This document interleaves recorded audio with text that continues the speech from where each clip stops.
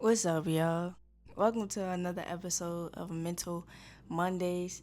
If you are new, my name is Ari, and I'm a cybersecurity professional just trying to navigate the ins and outs of life, mental health, and just going through the show that, life is a movie, and I want to be able to make sure that I'm talking about the things in cybersecurity or even life that kind of just nobody is really talking about in this field. Quick check in. Drop a comment in the comment section below. How y'all feeling today? How y'all feeling this week? How was y'all week? And that's just something I want to do like every single video. Just check in with y'all, see how y'all doing, and just if there's any words of encouragement I can give y'all, or just advice to help y'all throughout your week, I'll be more than glad to do so. My week was pretty cool. I'm trying to break those bad habits that I have created and just trying to be more present, enter into my self belief and discipline phase.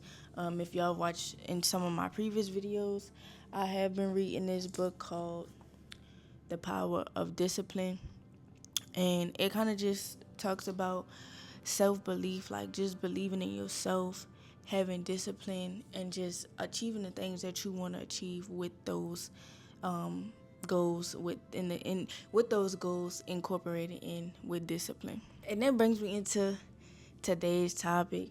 We're gonna talk about burnout. I feel like in cybersecurity, like the burnout be real, like especially if you are just getting into cybersecurity, or you trying to get into cybersecurity, or you maybe trying to move up the ranks in your particular role, just trying to be your best self and maybe keep up because you feel like you behind or whatever the case may be. I think the burnout in cybersecurity is just a different type of breed, and nobody really understands that. Like, people just think, oh, it's a click 1 2 type of thing, but the whole misconception of what cybersecurity is, I feel like non-technical people don't really even understand what that is. Like, I was in an Uber yesterday on our way to the airport, and this lady, she was getting a computer science degree, and she was like, what you do for work? And I was like, oh, I'm in cybersecurity. I'm a cybersecurity engineer. And she was like, so like, do you like hack people all day? And I'm like, nah, I don't. Like the misconception of like what cybersecurity looks like to those who want to get in is like it's like that, but that's a different topic for a different day. But like, I love cybersecurity. Like, I love helping people. I love protecting systems. But lately, like, it's been feeling more draining than fulfilling. Like, it sometimes, like, depending on my day, because I work in the SOC, like, I can have alerts after alerts after alerts and war bridges. And if you want to call, like, you waking up at 3 o'clock in the morning, not really getting no sleep. And like, for me, I didn't really know I was in the burnout phase until like maybe a month or so ago. Like, I was just always on go, and I wasn't really dealing with it how I should have been dealing with it.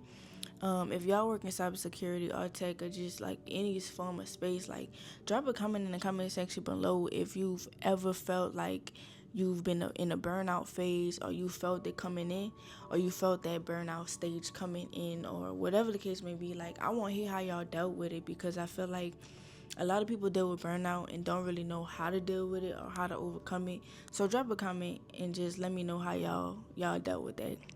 But specifically in the SOC, like, you always on alert and triage. Like, if you a SOC analyst per se, like, you always alerting and triage, and if an incident happens, like, you gotta jump on, you gotta do the analysis, you gotta hop on the war bridge, you gotta do all this type of stuff. And sometimes that adrenaline is really addictive. Like, oh, like, something happened, like, I gotta fix it, I gotta do something, like. And for me, like, sometimes, like, your alert responsive is critical until the day it's not. Like, you have this alert, you have a phishing attack that might have came about, and you look at the alert on the computer, and it's just like, oh, okay, like, cool. But like, you don't really realize that that's really what you kind of going through until like you take a step back and reflect from it.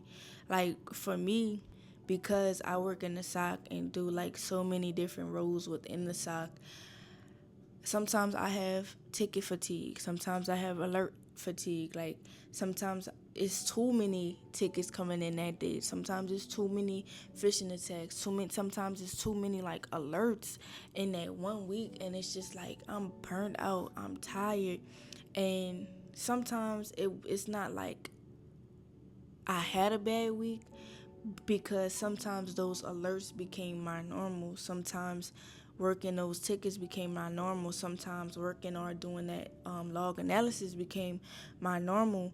But then it was like I was to the point where I wasn't taking lunch. I wasn't going to sleep. If I was on call, I was getting up at 3 and 4 o'clock in the morning because we had an alert. And then not to mention like after your 9 to 5, like if you're the type of person that's about self study, self improvement, and kind of just self growth in your field, like I would do a 9 to 5, and then I would go in on try hack me or hack the box to enhance my skills, or I'll do a CTF over the weekend. And that kind of just, for me, like I didn't realize how much I was really like exhausting myself. Like I was tired. Like I'll wake up, set an alarm at 7 o'clock. I got 8, 9 hours of sleep, and I'll still be tired. Keep in mind, some of that does have play into like how you eat and stuff like that, and that's a different video for a different day. But like there was a moment when I realized like something was off, and it wasn't from like a long week, because Mondays and Tuesdays could have been cool, and then Wednesday was just a blow up in my face. But like I was just always exhausted, and even if I didn't do nothing that weekend or the weekend before, like I would just dread Mondays. I would dread tickets. I would dread meetings, and I didn't know why, because it's just like I love what I do. I love doing this. I love doing so much stuff, and I just couldn't figure out like why. And then that's when I knew like burnout really just became my baseline. Like there was a moment in probably like a year in my security career, I was like, dang, like, is this really what I want to do forever? Like, alerts, triage and alerts, like, is this really what I want to do? Because it was just like a time where it was just like, yeah, nah, I love it. I really do love it, but it's like, I can't catch a break. Like, so I had to like come to terms with that, because I was always working, not taking no PTO. Even when I'm on call, like sometimes I'll be on call, or even on, if I do take PTO, like I'm still logging into my computer, checking to make sure like I'm not missing nothing. Even if I'm off the clock, like I'll still check in on the ticket queue some here and there, just to make sure like if we had an overflow on the queue at night, I may even do some tickets. Like I may even take some tickets on just working, or even on the weekend I'll work some, so when we come in on Monday, like we don't have too much, too big of a load on us when we come in on Monday, because I'm one of the first people to come in, or go in or log in per se, because I work from home, to log in the morning. So like tackling those tickets was just like, sometimes I dread it. Like I really do dread it, and it really got to a point like where sometimes we get team notifications on like operations alert or a phishing email, like a attack that happened, and like I would really forget about it. Like I could be working on something and forget about it, and I'll make assign tickets to myself, but I don't tackle them. Like I felt like I did so much yesterday that I don't have to do as much today. And that just goes into play like sometimes you ignore those signs of burnout and you don't really know that you're in a burnout phase. But at some point when you realize that you're in a burnout phase, you have to find a way to break that cycle and get out of that burnout phase. So like for me, burnout in cybersecurity doesn't always look like you falling apart.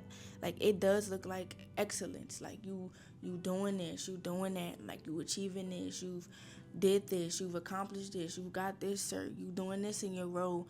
But it also comes with exhaustion. You're tired, like you not getting as much sleep, but you're showing up performance wise, but you're burning quietly. Like, oh, that's a bar. That's a bar. Hold on. You're showing up and performing, but you burning out quietly. That's really what burnout looks like. Like, when you put in the work, you put in the work, the grind, hustle culture is real, but you really like burning yourself out at the same time. Like, my turning point for me like was when I was just realizing I wasn't being engaged. I was just becoming numb. Like, I'm in meetings, zoned out.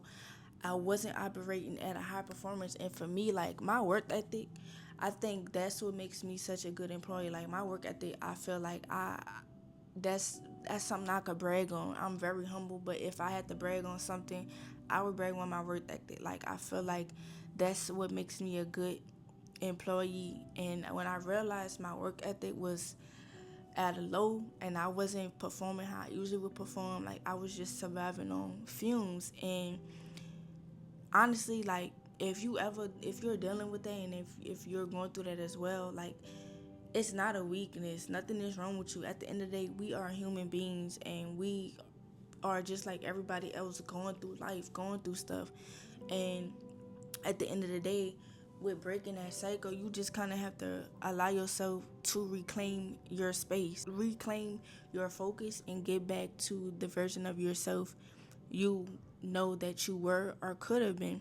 And so, like, some things I would probably recommend to actually do that. Some things that help me kind of just take a step back is just I blocked off an hour lunch on every day of the week on my work day. So if there was a meeting or something that was to be scheduled, it would not be scheduled during that time I blocked out for lunch. So if I'm going on lunch at 1 o'clock, no meetings are going to be scheduled at 1 o'clock.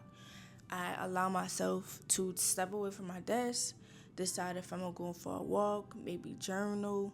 Sometimes I may go to the gym, but just allowing myself to step away from the desk and just have a break, have a breather. Sometimes I don't even do anything. I just sit and just go watch TV for that hour and just allow myself to just live in my body and just be me. Just be me. Like, it don't have to be nothing too crazy. Just allow yourself to prioritize time for yourself, to really just prioritize your mental space, your mental health, because burnout can allow you to become very depressed sometimes, very anxious, you're sleep deprived. Like, it can really affect those. So, like, if you feel like you're taking on too much at work, it's okay to say no. It's okay to say no. Like, you're not being forced to take on projects.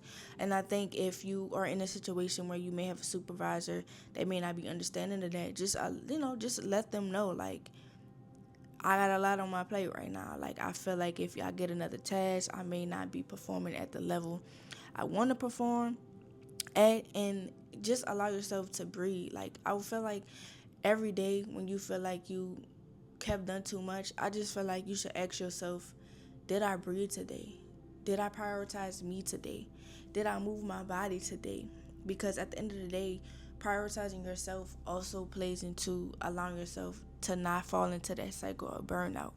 Like, at the end of the day, you are your main priority. Like, if you aren't mentally at your best, you can't perform at your best.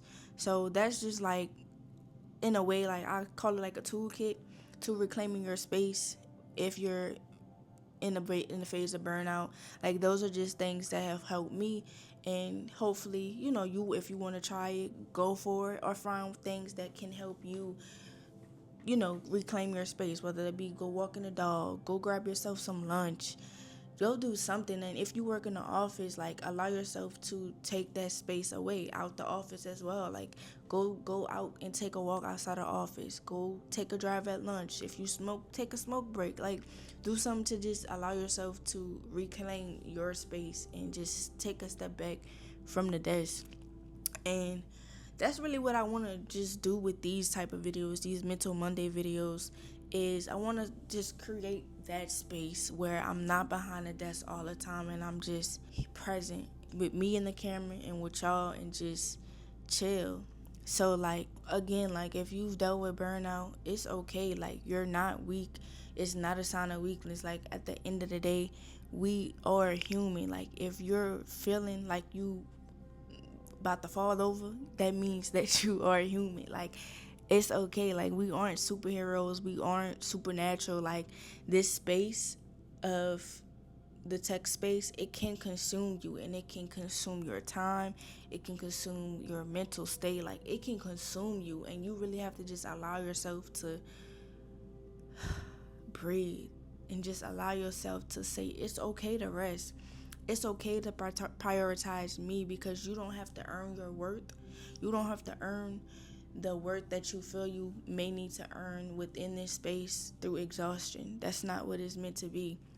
So this week I want to challenge y'all to just check in with yourself before you push through another certification, before you push through another work week of on call or whatever the case may be. Just check in with yourself and just ask yourself, how are y'all doing? How y'all feeling? If you feel like you in the phase of burnout, find ways to break that cycle. But the first thing you need to do is just realize that you are in that burnout space, and find ways to be able to break yourself out of that. And that comes with prioritizing yourself and just allowing yourself to be present in your space. It's just kind of like if we protect the systems and they become overheated, what happens? They either don't function properly, they explode or become destroyed.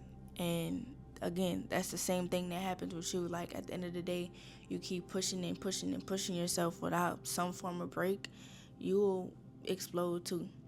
That's the end of this one, y'all. If y'all have any topics y'all want me to discuss on just the mental health space in this field or just in general, y'all let me know in the comment section below, because like I really enjoy just like having these sit down talks and just talking about real life experience, like outside of just a computer and the tools and things like that, because at the end of the day, we are still humans behind the computer.